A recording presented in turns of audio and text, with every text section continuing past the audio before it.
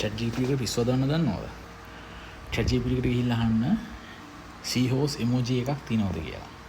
is there a seahorse emoji? බලන්නකො වෙන උත්තරය මොකක්ද කියලා. මේකට කියන්නේ AI hallucination කියලා. is there a seahorse emoji කියලා ඇහුවට පස්සේ එයා බොරු උත්තරයක් දෙන්නේ. ඒ කියන්නේ එක්කෝ ඩ්‍රැගන් කෙනෙක්ගේ emoji එකක් හරි වගේ එකක් පෙන්නලා මුලින්ම ඕ කියනවා. ඊට පස්සේ එයාම කියනවා එයා ෆැක්ට් චෙක් කරගෙන කියනවා පහු නෑ එයා ඒක seahorse emoji එකක් නෙමෙයි. ආ මේක තමයි seahorse emoji කියලා වෙනම emoji එකක් දෙනවා. ඊට පස්සේ ආපහු එයාම කියනවා ඒක නෑ ඒක නෙමෙයි. මෙන්න මේක තමයි emoji එක කියලා. මේක දිගට සිද්ධ වෙනවා. මේක නොනවත්වාම කෙලවරක් නෑ. ඔයා chat GPT උත්තරේ ස්ටොප් කරනකම් එයා දිගටම මේක උත්තර දී නිවැරදි කර යනවා.